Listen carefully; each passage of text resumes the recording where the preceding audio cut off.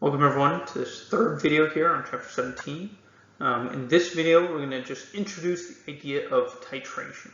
Okay, we've already kind of sort of effectively been talking about titrations. We've been talking about these buffer solutions and how they work and adding strong acids and strong bases to a buffer solution and such. Okay, but here we're going to just specifically detail out what a titration is, titration experiment. It's a very common experiment done in chemistry labs.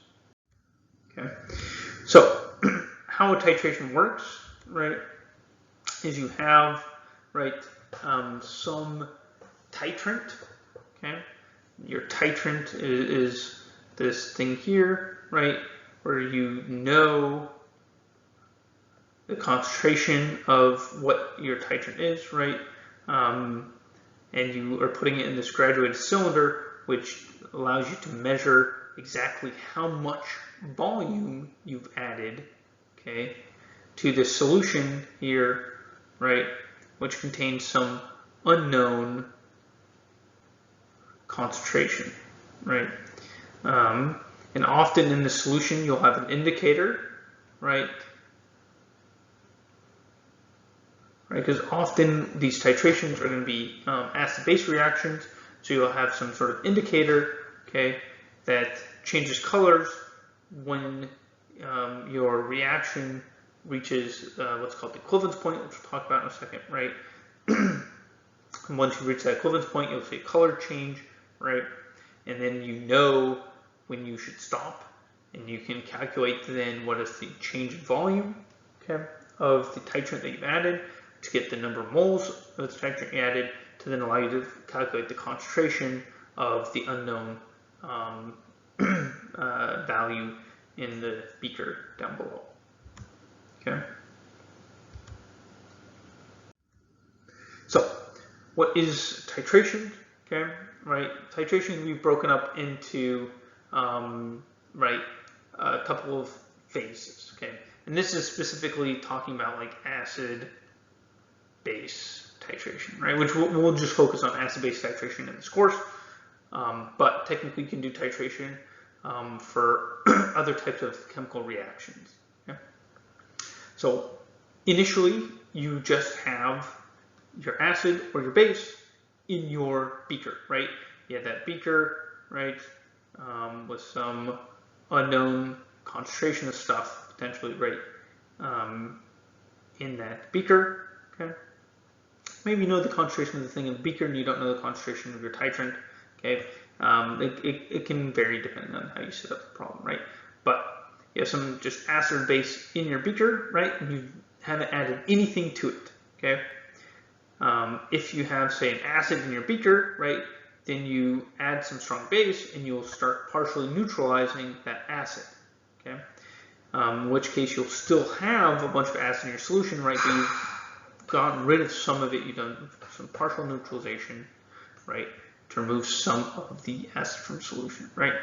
And then once you reach the equivalence point, okay, so this equivalence point is when you've completely neutralized your acid or your base, okay, by reacting it with equal amounts of the other guy, right? So if I have an acid in my beaker, right, and I'm adding in a strong base, right, complete neutralization and this equivalence point occurs, right, when I've added equal amount of moles of my strong acid that I had initially and my strong base, right?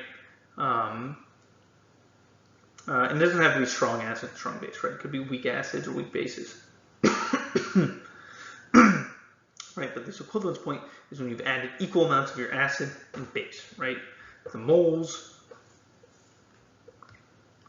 of acid equal moles of base, right? This is the definition of the equivalence point, okay?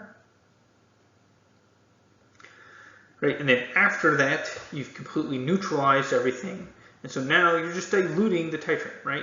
Because if I've neutralized everything, okay, right, at the equivalence point, right, if it's just strong acid, strong bases, right, this is basically just a solution of water plus some spectator ions, right, like say sodium chloride or whatever, right, which don't really do much, right? And so basically all you're doing is you're just diluting your strong base that you keep on adding in to this beaker, okay?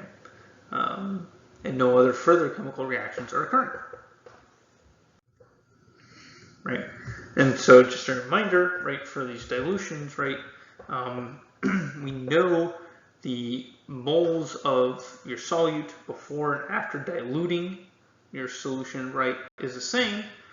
Well, given that, this basically just means that the initial concentration, so N here is the concentration, right, initial molarity times the initial volume has to equal the final molarity times the final volume, right? Because molarity times volume gives you a number of moles, and the moles are the same before and after dilution, right? Because you're just adding some amount of solvent, okay, which decreases the concentration, but doesn't affect the total number of moles of your solute, okay? And so, right, this is a very potentially familiar formula for some people, right? M1V1 equals M2V2, right? This tells you, right, what is, if you know, say, the initial concentration and the initial volume, the final volume, you can use this equation to calculate typically the final concentration, okay?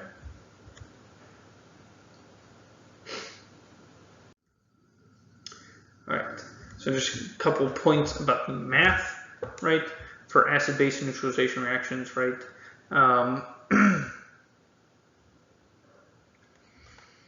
Right, so for me, you can use stoichiometric calculations. For me, I like to think of the idea, right, at equivalence point, the moles of H plus from the acid have to equal the number of moles of OH minus from the base, okay? Right, so this has got to be true, right, that, again, at equivalence point, I have equal amounts of acid and equal amounts of base. Typically, the acid and the base are H plus and OH minus ions, right? Technically, it could be a weak acid, weak base, or things like that, right? But the moles of your acid, moles of your base have to be the same at equivalence point, okay? Right,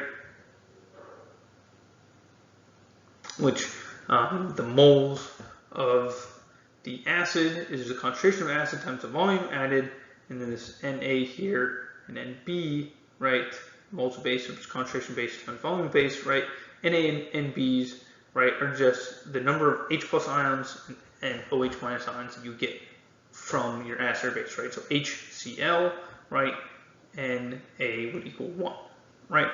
Let's say calcium hydroxide, Nb would equal 2, right? Because I get 2 OH minuses, right, from calcium hydroxide, right? So that's how you can kind of use this formula, right, and helping with solve for titration problems. Now, you don't have to. You can approach it many different ways, as we've talked about with different examples, right? There are a number of ways that you can go about solving kind of these titration problems. And whatever works best for you is fine. Okay. So again, just talking briefly about how we try to solve these problems, right? Typically for titration problems, we first have to do kind of these charts, right? Use stoichiometric calculations, right, to figure out how much, you know, of my excess reagent I have left, right? Once I've used up all my limiting reagent, because again, when I add some acid to a base, that reaction is going to go to completion, okay? Then, if there's an equilibrium established, right, then I need to do an equilibrium reaction, okay, to calculate the final concentrations of H plus ions, things like that, right? If it's strong acids, strong bases, you don't need to do any equilibrium reactions, and you can just get the the pH from H plus concentration, right? But if you have weak acids or weak bases, then you need to do equilibrium reactions, okay? But these are kind of the two phases, if you will, that we break up these calculations for titration problems.